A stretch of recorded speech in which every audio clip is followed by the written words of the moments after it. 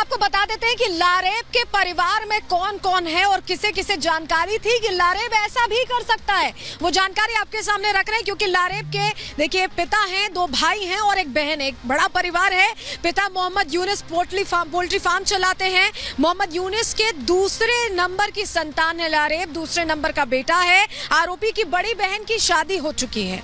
लारेब हाशमी की प्रवृत्ति बेहद गुस्सैल रही है, परिवार इससे वाकिफ है कि गुस्सैल है लारेब। प्रयागराज में बीटेक का छात्र था आरोपी, मतलब बकायदा इंजीनियरिंग की पढ़ाई कर रहा था और पढ़ाई करते करते इस गलत रास्ते पर चलने लगा। इस तरह से वारदात को अंजाम दिया गया। लेकिन पड़ोसियों का क्या कहना, जो आसपास के लोग हैं वो कितना जानते हैं लारेब को, उनका क्या कहना है लारेब के बारे में, एक बार आपको पहले सुनवा देते हैं।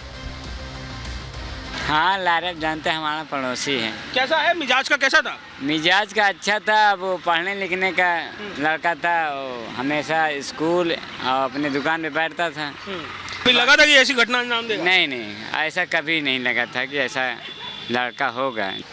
भाई अनजान में तो अब नहीं जान सकते थे, लेकिन लड़का ऐसा नहीं था कि है पैकेज बस। आरोपी लारेब हाशमी ने कंडक्टर पर हमला बहुत सोच समझकर किया था, बकायदा इसके लिए रेकी की थी, तैयारी की थी। और अंदर की खबर में अब वो खुलासा करने जा रहे हैं जो आपको हैरान कर देगा। वो मानता है ये बात, आपको रिपोर्ट के जरिए दिखाते हैं।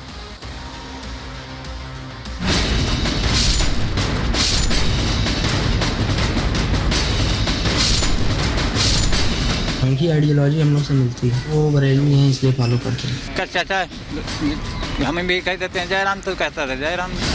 सुना आपने, आरोपी लारेब हाशमी खुद कबूल कर रहा है कि वो पाकिस्तानी कट्टरपंथी खादिम रिजवी का समर्थक है। वहीं दूसरी तरफ उसके पड़ोसी हैं जो बता रहे हैं कि वो राम राम करता था, यानी एक शख्स 2 किरदार। लारेब हाशमी ने अपने चेहरे पर साजिश का नकाब लगाया हुआ था। उसकी पहचान कर पाना उसके पड़ोस में रहने वाले लोगों के लिए भी मुश्किल था। बीटेक फर्स्ट ईयर का छात्र और इतनी गहरी खूनी साजिश का सरदार। विवाद महज 8 रुपए को लेकर था, जो इतना बढ़ गया कि आरोपी लारेब के सिर पर खून सवार हो गया। वो हाथों में चापड़ लेकर बस कंडक्टर पर काल बनकर टूट पड़ा।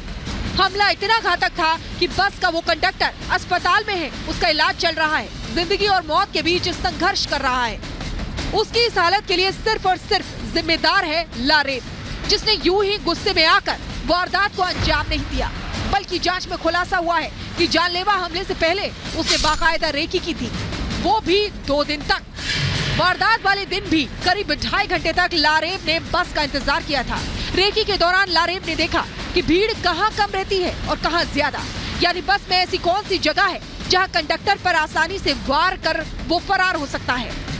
इसके बाद लारेब के सामने सबसे बड़ी चुनौती थी बस के बंद दरवाजे से एस्केप प्लान को तैयार करना। आरोपी ने बेहद शातिर तरीके से इससे भागने की पूरी योजना तैयार की। वो किस जगह पर आराम से इलेक्ट्रिक बस से उतरकर भाग सकता है, इसकी भी उसने रेकी की थी। बस कंडक्टर को मारने से पहले लारेब ने तैयारी कर ली थी कि इलेक्ट्रिक बस का गेट आराम से खुल जाए और वो फरार हो जाए, क्योंकि इलेक्ट्रिक बस में चलते वक्त बस का दरवाजा बंद रहता है। इसके लिए उसने पहले स्टॉपेज पर रुकवाकर दरवाजा खुलवाया, फिर घटना को अंजाम दिया। बस कंडक्टर पर जानलेवा हमला बोलने के लिए लारेब हाशमी ने बाकायदा 2 दिन तक बस का रूट फॉलो किया था। इस रास्ते को देखिए, ये जो कार आपको खड़ी दिख रही है वहीं पे लारेब का घर है, वहीं पे उसकी पोल्ट्री फार्म है जहाँ पे मुर्गे का व्यवसाय उसके घर पे होता था। मुर्गे काट काट के देते थे और जिस हथियार का उसने इस्तेमाल किया है, महत्वपूर्ण बात ये मालूम दे रही है, जो पड़ोसी है उसके बता रहे कि उस हथियार से मुर्गों को काटने का काम वो किया करता था।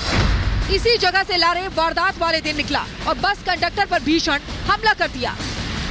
ये बिल्कुल वैसी ही बस है, कल हमने आपको वो बस भी दिखाई थी जिसमें खून के छींटे हर तरफ बिखरे हुए थे, बिल्कुल ऐसी ही बस थी। और इसी बस के पीछे के हिस्से में मौजूद था वो लड़का जिसने गले पर हमला किया। पीछे की तरफ इस समय कंडक्टर था।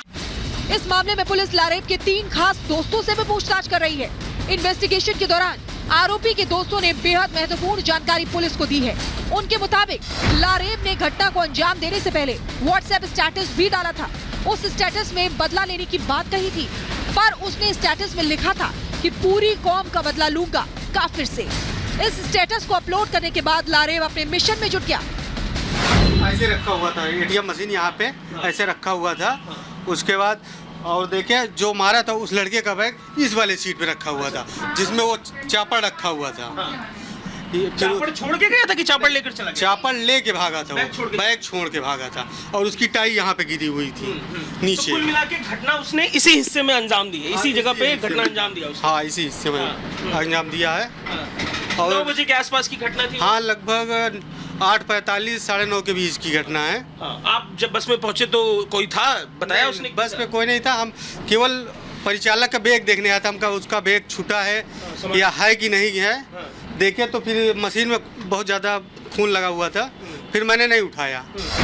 वारदात के बाद पुलिस ने घटना की जगह से लारेब का कॉलेज आईडी कार्ड भी बरामद किया है, जो एक्सक्लूसिवली रिपब्लिक भारत के पास है। पुलिस ने उस चापड़ को भी बरामद कर लिया है जिससे लारेब ने हमला किया था। चापड़ बरामदगी के दौरान पुलिस और लारेब हाशमी के बीच मुठभेड़ हुई और उसके पैर में गोली लगी है, जिस वजह से उसे जेल नहीं भेजा गया है। हालत में सुधार होने पर पुलिस अदालत में अर्जी दाखिल कर पूछताछ के लिए कस्टडी रिमांड मांग सकती है।